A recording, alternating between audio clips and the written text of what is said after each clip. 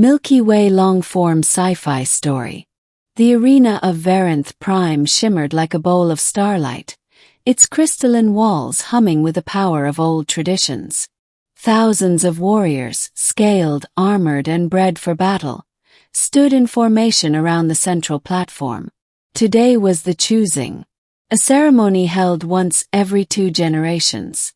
And today it seemed like it would end in humiliation. Not for the Empire. For the princess. Princess Araya stood atop the platform, tall and elegant, her silver hair braided in the ceremonial Varan knot. Normally, Varan warriors bowed at the simple sight of royalty, but today none of them moved. Their eyes were lowered, their expressions tight, each of them refusing to step forward. The queen, towering in her obsidian armor, raised her voice. Sharp, irritated, desperate. "No one wants my daughter as a mate," she thundered across the arena. "Is there not a single warrior among you who dares claim the bond?" A ripple moved through the ranks. Unease, embarrassment, pity. But not a single volunteer. Araya's face didn't break. She was too well trained for that. Yet I saw it, the faint tightening around her eyes, the flicker of hurt she buried behind rigid posture. I didn't know why no warrior stepped forward. Maybe it was fear of the old rumors, of her strange abilities. Maybe it was the loss of her father last cycle. Maybe she was simply too powerful for her own people.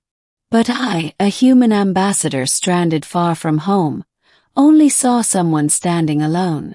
Someone who deserved better than silence. Before I realized what I was doing, I stepped forward from the guests' balcony into plain view. Gasps echoed through the arena. The queen's eyes widened. Araya's head snapped toward me, disbelief written on her usually calm face. A guard caught my arm immediately. "Human, this ceremony is not for." "I know," I said softly. "But I choose her." Silence collapsed over the crowd like vacuum pressure. The queen descended the platform in long, powerful strides until she stood before me. She looked down at me, eyes blazing. "You," she whispered. "A human." I swallowed. "Yes." 1,000 warriors shifted uneasily. Humans weren't weak, but among Varan soldiers, 10 feet tall, carved from muscle and crystallized energy, we were practically fragile. "You do understand," the queen said slowly, "that a bond with a Varan princess is sacred and irreversible?" He nodded.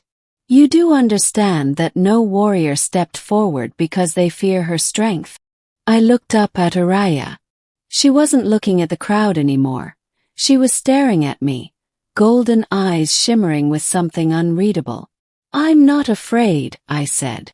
The queen studied me for what felt like an eternity. The crowd waited. Araya held her breath. Finally, the queen stepped aside with a grave nod. Then approached the princess. I climbed the steps, my heart hammering louder than the arena drums.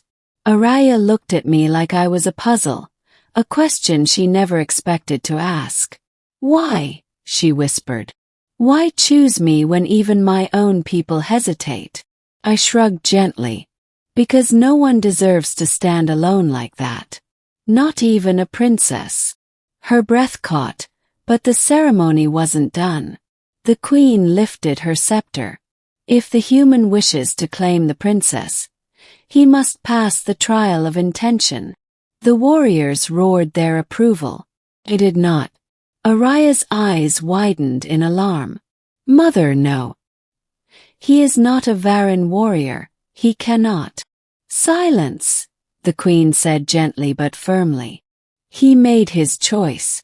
Now he must prove it." Araya looked at me, jaw clenched.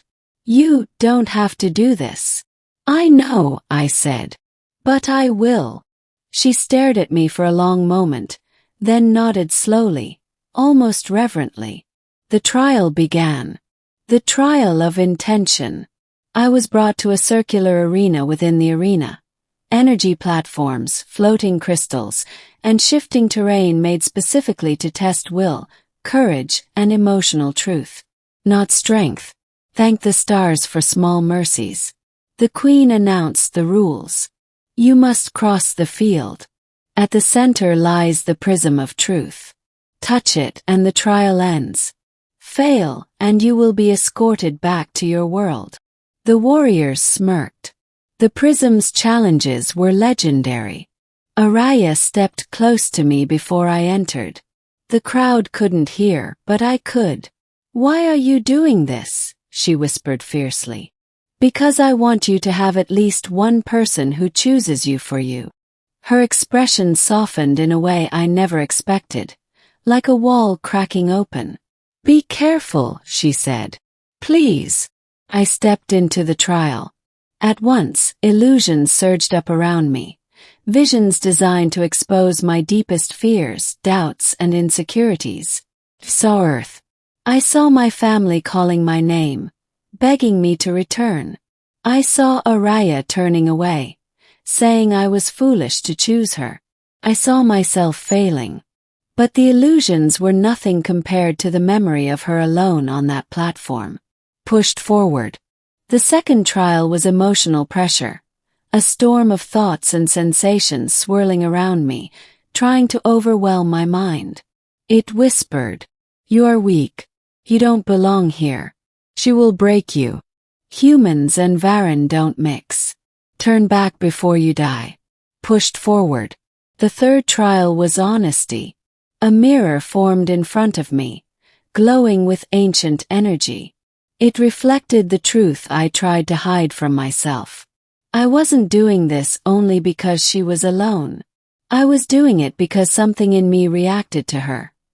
Her quiet strength, her isolation, her fierce composure. Something in me refused to let her be discarded by her own people. Finally said it aloud. I think you deserve someone who sees you. The mirror shattered. The illusions vanished. I stood before the prism. When my hand touched the glowing surface, the entire arena flooded with light. Trial complete. Choice. The crowd was stunned into silence. The Queen stared at me like she couldn't understand how a human, of all beings, passed a trial even Varen warriors dreaded. Araya. She wasn't hiding her emotions anymore. She walked toward me slowly, each step deliberate.